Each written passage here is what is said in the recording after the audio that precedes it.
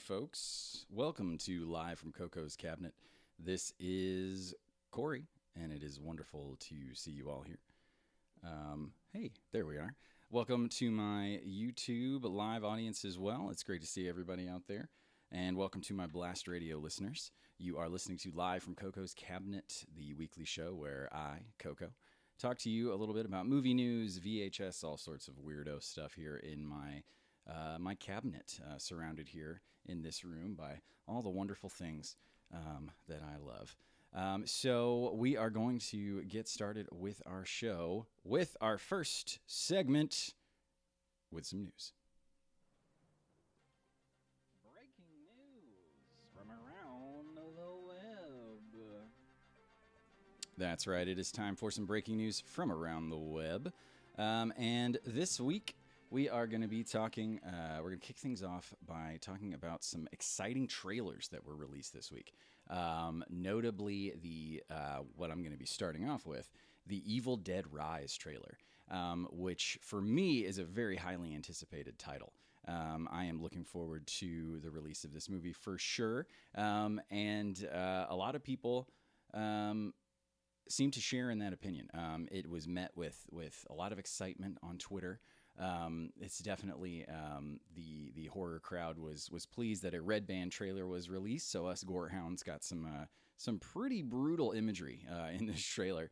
And unfortunately, though, it did kind of spark a debate on Twitter about Bruce Campbell and the fact that Bruce Campbell is not in this project. But then, other people were saying, well, he got a whole trilogy and several seasons of a television show, so let's let somebody else have the spotlight. And I am of that mindset as well, not to mention the fact that Bruce Campbell fully endorses and is involved in this film behind the scenes. In fact, he is calling it the scariest of the Evil Dead films, which, honestly, if this trailer is in any indication, I definitely would agree with that. It gives me strong Evil Dead remake vibes, the remake from many years ago, which was also pretty terrific, but it was definitely brutal in a way that, I think the original Evil Deads, despite their certainly a rampant use of gore and things like that, there was always sort of a sense of fun, sense of humor. But the remake and certainly the vibe in this trailer seems to be more along the lines of the brutality, not so much the sense of humor. So that is definitely pretty interesting. So hold on here one second, folks. I think I'm having some technical difficulties over on Blast Radio. Let me take a look here.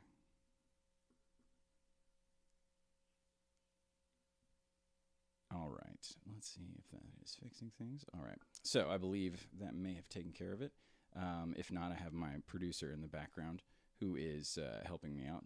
That would be my wife. All right, so again, this trailer really looks like pretty intense, and I have just a little bit of a sound clip here, which was, for me, one of the more effective moments. The film seems to center around a mother.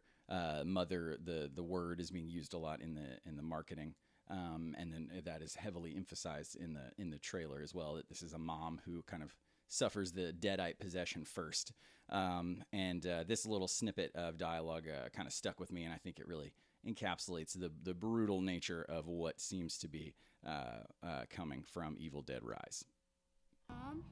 Mommy's with the maggots now.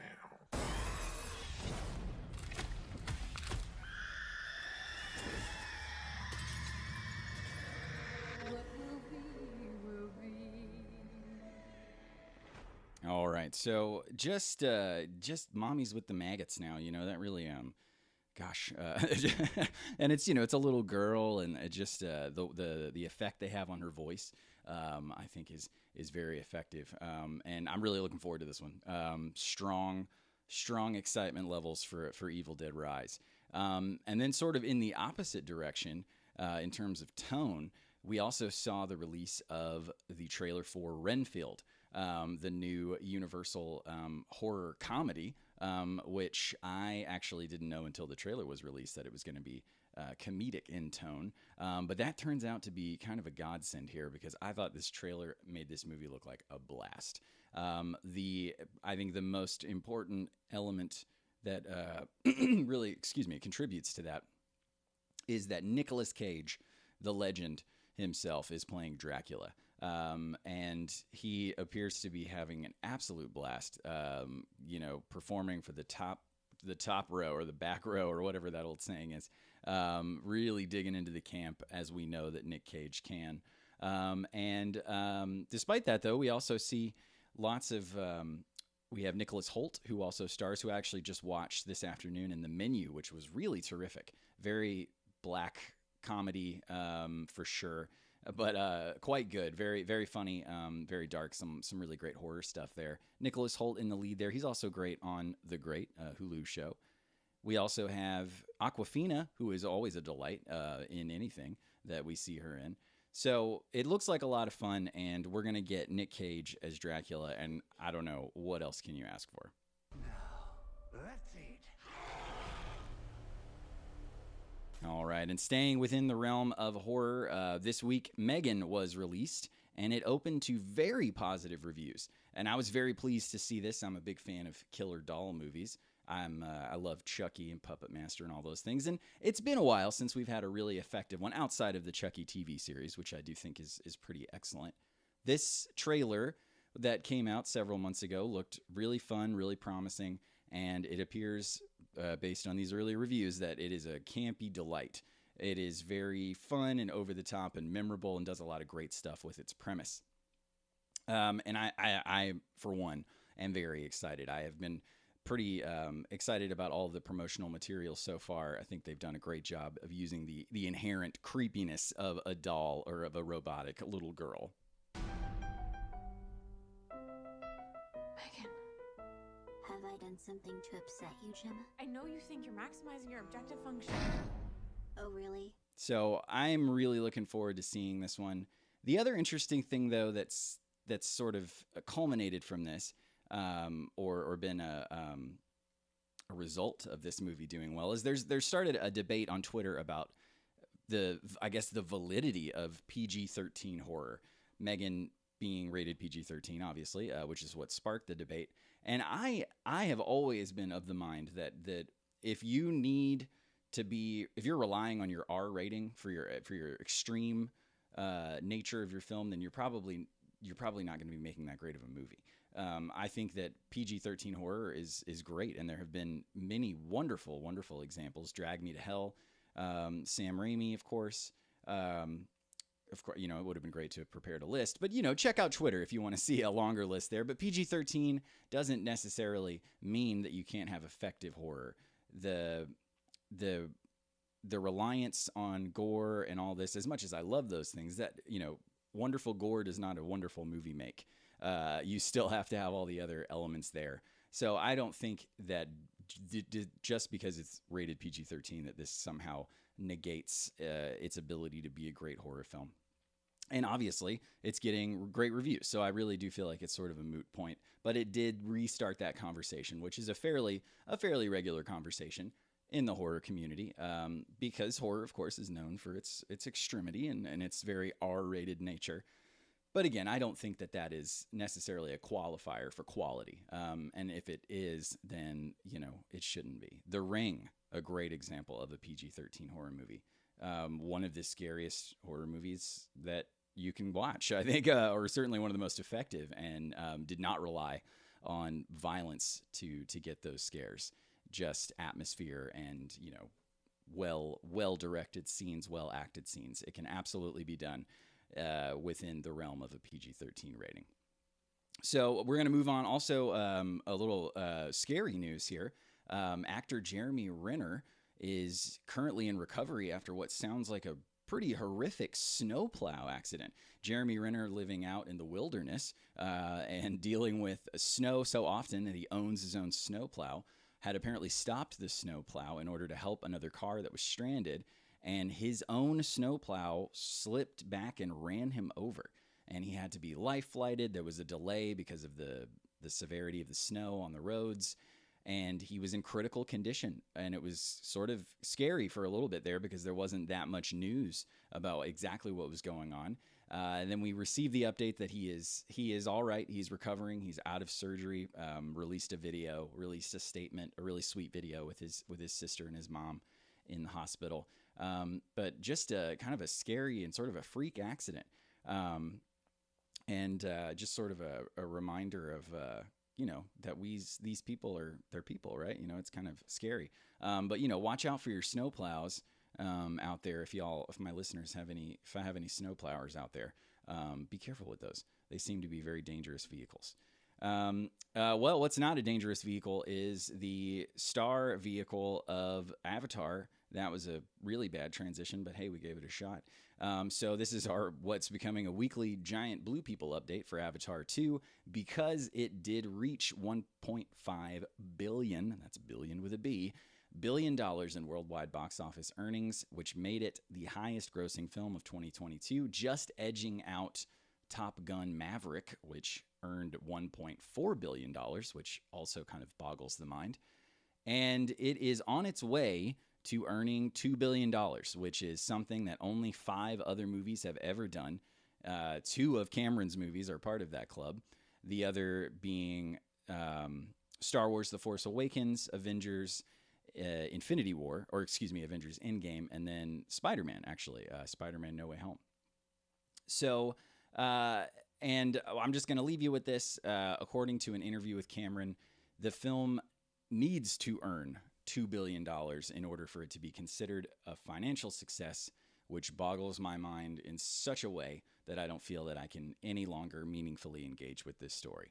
So what we're going to do instead is move on to a brand new segment, and very excited about debuting this segment tonight. I took it for a test drive here on Blast Radio this week, and this segment is called Found Sounds.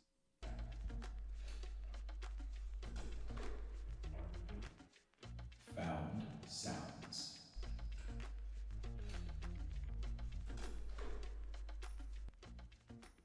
All right, and on this segment, I look around the cabinet. As you can see, I am surrounded by wonderful physical media, and I find myself a song that I am going to play, or a weird bit of audio. It is literally a sound that I'm going to find, and then found sound. That sounds great, right? Nice rhyme. So that could maybe be on a VHS tape, a cassette tape, a vinyl record, which is what we're going to be enjoying this evening, a CD even. I've got it all in this big, beautiful room here right next to me, so I wanted to utilize the wonderful equipment that I have here at my disposal. So tonight, on our first episode of, our first segment of Found Sounds, I am going to be playing a 45 record. And let me lean back here and grab the artwork here for my YouTube crowd. What I'm going to be playing this evening is a band that was actually created for Twin Peaks: The Return, the sequel series by David Lynch from several years ago. The band was actually composed of his son, Riley Lynch, on guitar, and also notably the former head of Dirty Beaches, or solo project of Alex Zhang Hungtai, who also has released lots of wonderful music on his own, solo music. He played saxophone on this song. And so as part of it, it was a running bit on the show, if you didn't watch Twin Peaks: The Return, that they would have these live performances at the local club at the end of these episodes, notably one of them being Nine Inch Nails. There were some big names on this. It wasn't just bands made up of David Lynch's family members. And this song, though, in particular, it's a very cool, moody song, and I think it really captures the vibe of David Lynch's work. It has that sort of weird, haunting rockabilly sound, and the saxophone is so cool. And then the artwork here as well. Here we go for my YouTubers. That's completely dark. Let me try to get you there. So it's sort of a silhouette of a gentleman with a cool leather jacket with his back to the camera, with Trouble written across the back. So the name of the group was Trouble, as I mentioned before. The name of the track is Snake Eyes. and it is coming to you here live on Blast Radio, live from Coco's Cabinet, in our new segment, Found Sounds.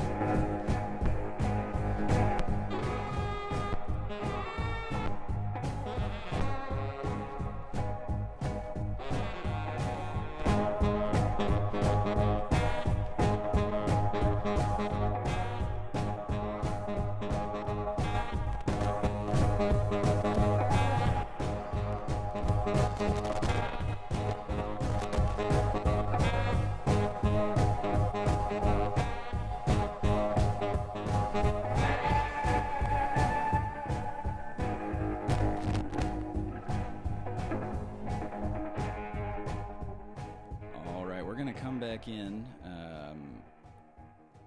there's some of the trouble that can come along with playing a vinyl record live on the radio there. That record appears to have a little bit of a warp to it, which breaks my heart, and I also think that one of my cables might be malfunctioning as well. So what a swing and a miss there here on Found Sounds live from Coco's Cabinet. But the good news is there's more show to come, and we can always iron out these little details, these little problems that arise sometimes here on live radio. So we are going to move on to our next segment, which is... Now it's time for...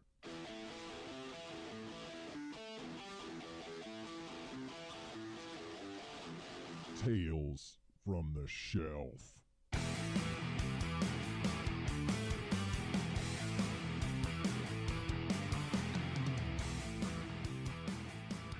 That's right, folks. Tales from the Shelf, the part of my show where I pick and highlight something from my strange collection of physical media oddities and odds and ends, and highlight it here on the show. But what I wanted to do for this episode is, especially for my YouTubers, and I will try to describe it for my Blast Radio listeners as well, I have moved my recording area into our what was essentially the den of our home, and we have created a really huge, wonderful creative workspace here, where I have all of my media at my fingertips, as well as all of my audio equipment. My wife, as you can see for my YouTubers in the background there, she has her desk in here, and then we have our wonderful wall of books, which represents only a small part of our books, shockingly. We have books everywhere.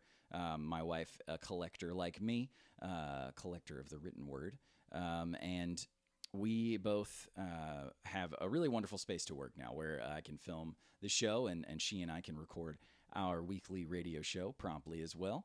And it's just really great. It feels like a move in the right direction, a place to really hone in on the show, and a place where I know I can go and work, and she can go and work, and it really just feels like a positive step in the right direction. So we're both very thrilled to have this new space, and excited to create wonderful things here in this room and keep bringing you some exciting content here on Live from Coco's Cabinet.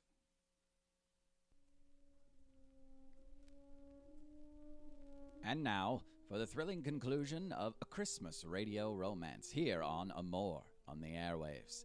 Tonight's episode is brought to you by Promptly, the weekly prompt-based radio show where husband and wife team Corey and Hillary create competitive playlists based around listener-submitted prompts. Tune in weekly on Blast Radio on Thursdays at 7 p.m. Central for Promptly. And now, back to Amore on the airwaves. Last week, we learned that Tom was not in love with Mary, but instead has true affection for her sister, Margaret. Damien, Mary's boyfriend, almost shot Tom when he felt threatened, and Margaret has walked in on the compromising scene. Whatever will happen next on Amore on the airwaves? Will Tom tell Margaret his true feelings? Did Mary cut her hair without her twins' knowledge? Find out tonight.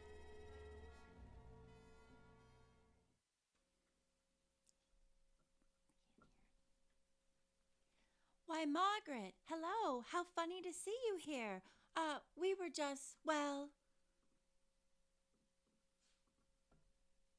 We were just practicing a new scene in a play I'm writing. That's all, Margaret. Nothing to worry about here. Tom, let me help you up.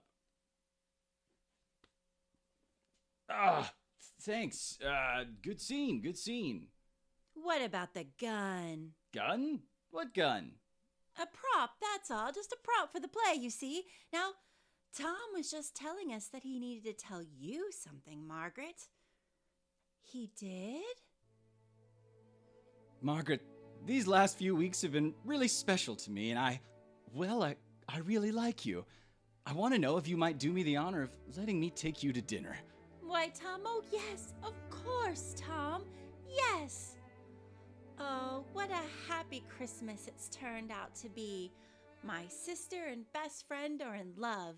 It's a perfect example of everything the holiday season represents. Listen, everyone, it's carolers. It truly could not get more perfect. Kiss me, Tom.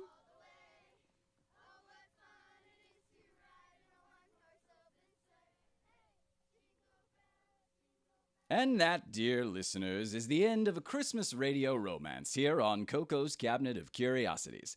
Every Saturday night at 7 p.m. Central Standard Time on Blast Radio.